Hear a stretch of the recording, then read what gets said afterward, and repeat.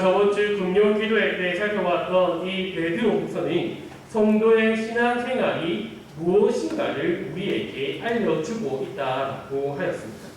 그렇다면 성령으로 인해 베드로는 왜 우리에게 신앙생활을 알려주고 있을까요? 너희가 이러한 생활을 하지 않는다면 너희가 성도가 아니라 나는 이러한 것들을 말하기 위하여서 우리에게 이것을 말하고 있는 것이 아닙니다. 베드로는 그 성령의 인도하심에 따라서 우리에게 주어진 복을 제대로 누리며 살아가는 것이 어떠한 것인가를 말해주기 위하여서 베드로후서를 기록하고 있습니다. 하나님께서 우리에게 주신 우리가 받은 그 복이 무엇인가를 알려주시지 않는다면 우리는 우리가 누려야 하고 또한 우리에게 주어진 그 복이 무엇인지 모르고 살아가게 됩니다. 그래서 하나님께서 우리에게 그 복이 무엇인가를 이 베드로를 통하여서 알려주고 계신다는 겁니다. 그래서 우리가 하나님의 말씀을 읽고 또 듣고 깨달을 수 있는 것이 바로 복임을 우리가 알아야 합니다. 그렇다면 본문으로 들어가서 성도의 신앙생활이 무엇인가를 우리가 한번 살펴보도록 하겠습니다. 먼저 4절을 다 같이 읽어보도록 하겠습니다. 4절을 한번 다 같이 읽어보도록 하겠습니다. 시작. 이로써 그 보배롭고 지극히 큰 약속을 우리에게 주사 이 약속으로 말미암아 너희가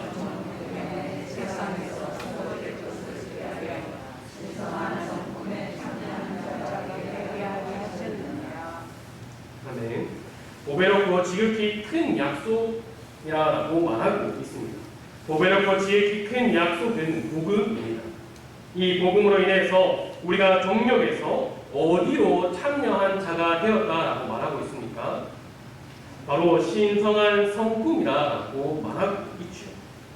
종력은 우리가 이전에 살펴보았던 것처럼 내가 내 자신의 주인이 되고자 하는 것이 종료다라고 했습니다. 그리고 세상의 가치를 물질에 두고 그 물질만을 위하여서 살아가고자 하는 것이 바로 종료이라고 했습니다. 이랬던 옛 모습이 이제는 그 복음으로 인하여서 하나님의 신성한 그 성품에 참여하는 자가 되었다고 말하고 있는 것이죠. 그러면 신성한 성품이 무엇이겠습니까? 우리가 이 신성한 성품을 잘 알고 있습니다. 왜냐하면 이어지는 5절에서 7절까지 그 말씀을 통하여서 그 신성한 성품이 무엇인가를 우리에게 알려주기 때문이죠. 하지만 만약에 이 5절에서 7절이 생략되어 있다고 생각해 봅시다. 그러면 우리는 그 신성한 성품이 무엇인가를 알지 못합니다. 그래서 우리는 우리 스스로 그 신성한 성품이 무엇일까 혼자서 고민을 하게 되는 거죠. 혼자서 그 꼬리를 물며 생각을 하다가 내가 생각하는 신성한 성품, 내가 생각했을 때 이런 것이 신성한 성품일 거야 라고 정의를 하게 됩니다. 하나님께서는 이러한 오류를 막고 신성한 성품에 제대로 우리를 참여시키기 위하여서 그 성품이 어떠한 것들이 있는지 우리에게 밝히 알려주십니다. 우리가 참여하고 누려야 하는 신성한 성품은 모호한 것이 아닙니다. 감정적인 것이 아니며 또한 좋은 게 좋다라는 식의 모습이 아닙니다. 신성한 성품이 무엇인지 다 같이 한번 읽어보도록 하겠습니다. 5절에서 7절입니다. 시작. 그러므로 너희가 더욱 힘써 너희 믿음의 덕에 지식의 절제의 인내의 경건의 형제의 사랑을 더하라. 아멘.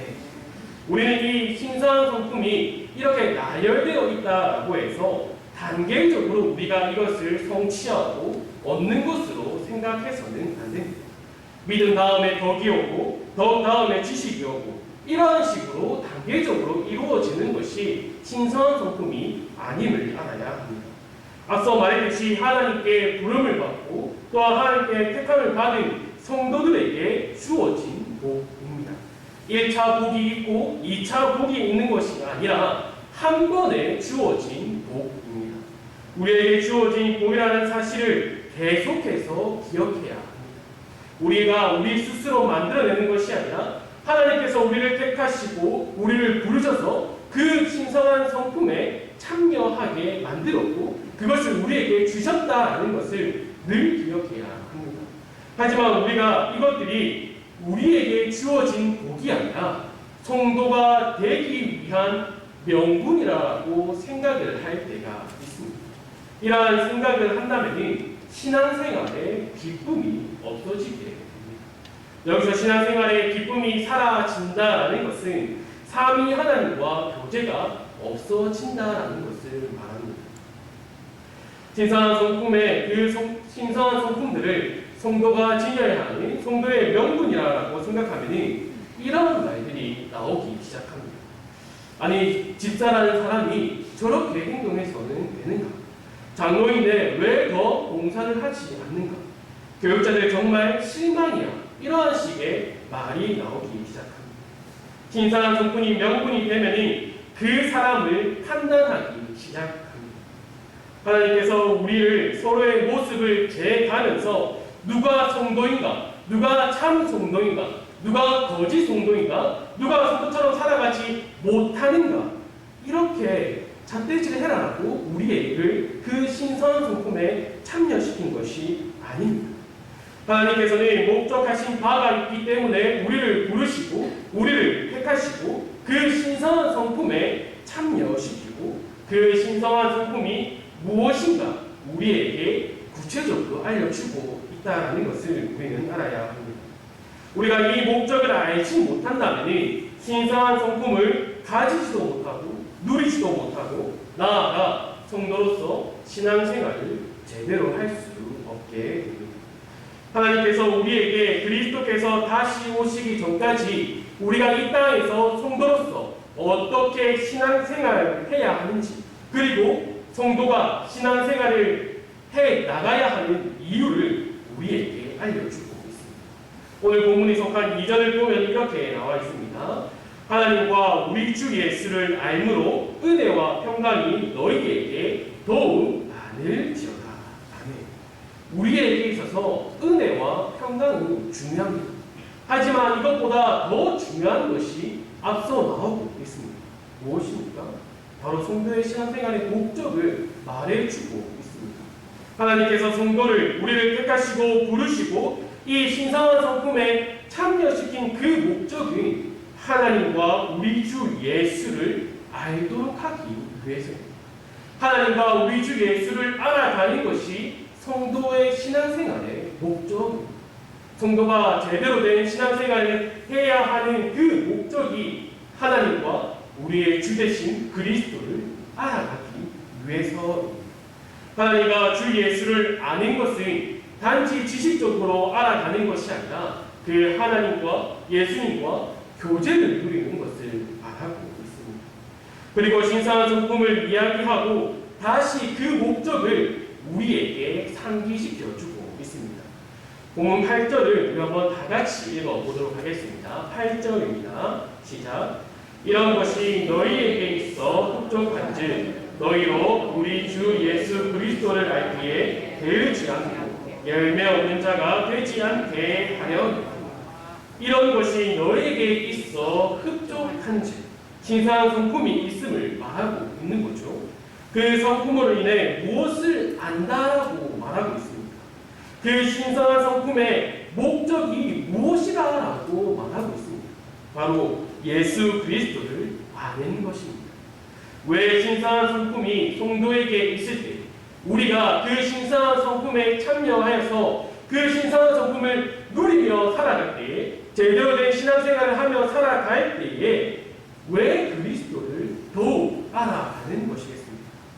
바로 이 성품이 우리 안에서 나오는 것이 아니라 내가 무언가를 취득해서 성품이 이루어지는 것이 아니라 바로 3절에서 말하는 것처럼 그의 신기한 능력으로 생명과 경건에 속한 모든 것을 우리에게 주셨으니 이는 자기의 영광과 덕으로서 우리를 부르신 이를 알므로 말미암음이라.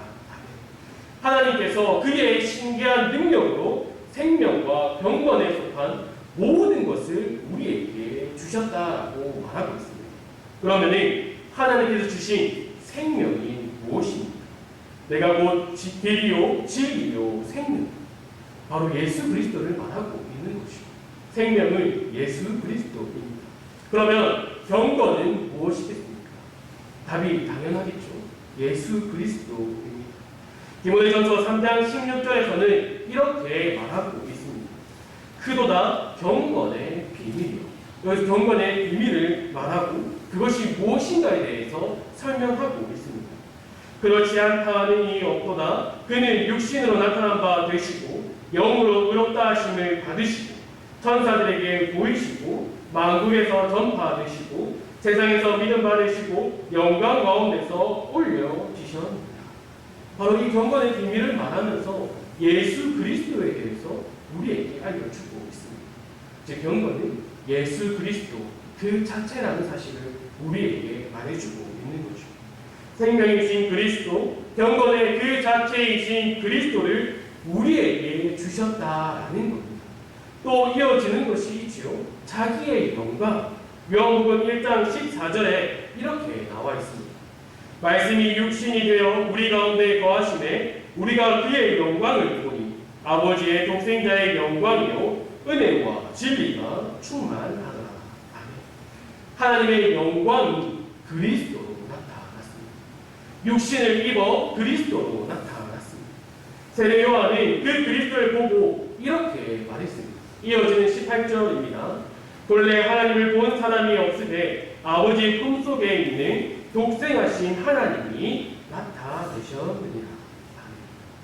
바로 그 자기의 영광이 그리스도라고 말하고 있습니다. 마지막으로 덕입니다. 이 덕은 도덕을 말하는 것이 아니라 베풀어 주신 그 은혜를 말하고 있습니다. 더 자세히는 탁월함, 어떠한 탁월함을 말하고 있는 것입니다. 베드로전서 2장 9절에 이렇게 말합니다. 그러나 너희는 택하신 족속이요 왕같은 제사장들이요 거룩한 나라요 그의 소유가 된 백성이니, 바로 이것이 성도를 정의하는 것이죠. 성도가 누구냐? 성도는 택하신 족속이요 왕같은 제사장들이요 거룩한 나라요 그의 소유가 된 백성이 성도라는 것을 말해주고 있습니다. 그리고 그 뒤에 이어지는 것이 중요합니다. 이는 너희를 어두운 데서 불러내어 그의 귀한 빛에 들어게 하신 이의 아름다운 덕을 선포하게 하려 하십니다. 우리에게 주어진 은혜는 어두운 데서 빛으로 들어게 하신 그 그리스도의 은혜이죠. 그리고 이러한 일이 가능하게 하였던 것이 바로 탁월한 능력을 가진 예수 그리스도입니다. 하나님께서는 그의 신기한 능력으로 생명과 경건에 속한 모든 것들을 우리에게 주셨다라고 합니다. 그리고 자기의 영광과 덕으로 우리를 불러주셨다라는 것은 바로 예수 그리스도로 인하여 이루어졌다. 모든 것이 예수 그리스도로 이루어졌다는 그 사실을 우리에게 말해주고 있습니다. 그렇기에 우리는 우리에게 주어진 복, 그 신성한 성품에 참여하였을 때에 그 신성한 성품이 우리가 누리고 있다면 우리는 그리스도를 더욱 알아갈 수밖에 없다라는 사실을 말해주고 있습니다. 신령한 성품에 참여하고 성도로서 신앙생활을 올바르게 살아가도록 하는 그 목적이 하나님과 예수 그리스도를 더욱 알아가고 그분들과 교제를 누린다라는 것을 우리는 늘 기억해야 합니다. 그렇다면 신령한 성품이라는 구체적인 그 모습들을 우리에게 알려주는 이유는 무엇인가에 대해서 우리는 알아야 됩니다. 그 신성한 그 성품의 목적을 알았으니 왜 우리에게 그에 대한 자세한 것들을 알려주고 있는가에 대해서 우리는 의문을 가지고 생각해야 하는 거죠. 첫째로 앞서 말했듯이 성도의 신앙생활은 모호한 것이 아니고 감정적인 것이 아니고 좋은 게 좋다라는 것이 아님을 보았습니다. 그래서 하나님께서는 우리에게 그 신성한 성품이 무엇인가를 구체적으로 알려주기 위하여서 그것을 우리에게 구체적으로 알려주고 있다라고 했습니다. 두 번째는 점검하고 확인하라는 것입니다.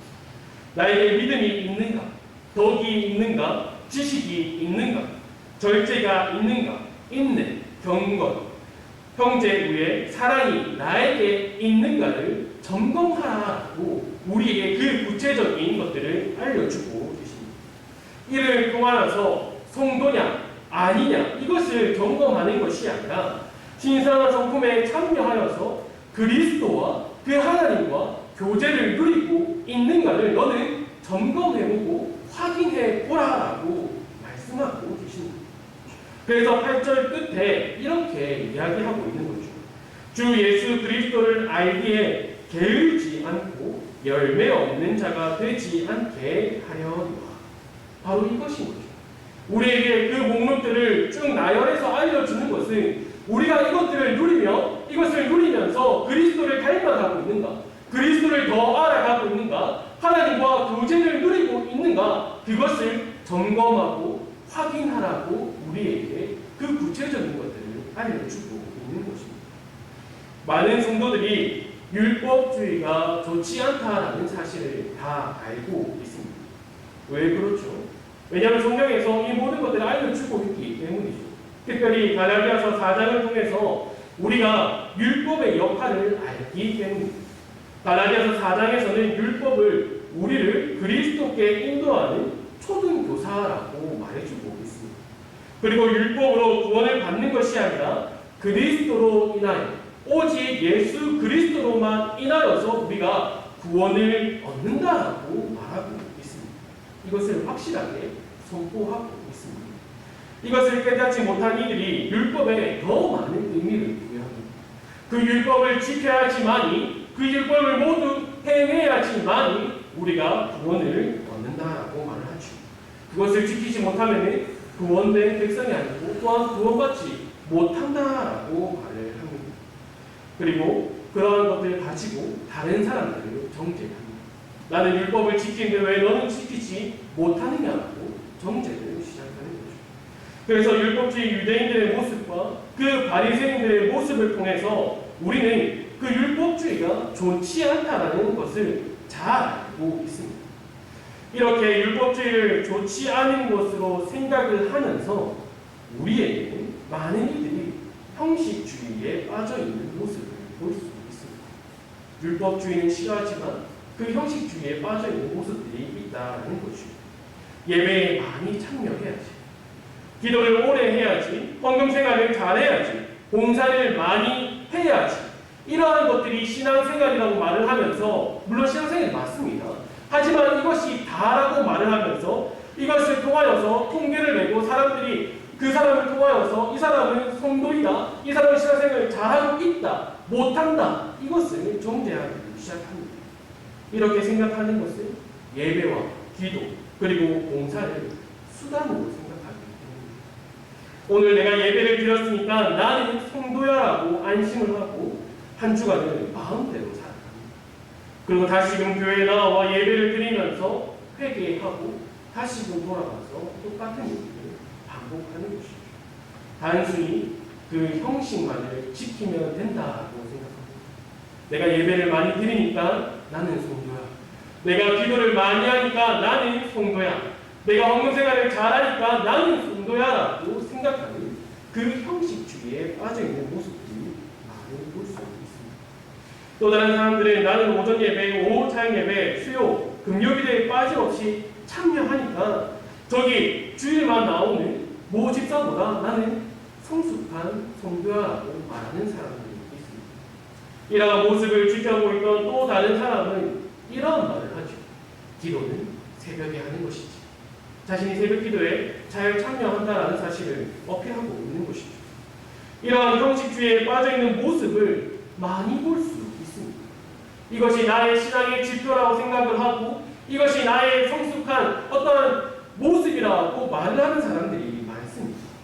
하나님께서는 우리에게 형식주의가 아닌 구체적인 그 신성한 성품에 참여하라고 말씀하고 계십니다. 우리가 만들어내서 그렇게 살아가는 것이 아니라 신성한 성품에 참여되었으니 참여한 자로서 살아가야 함을 우리에게 말해주고 계십니다.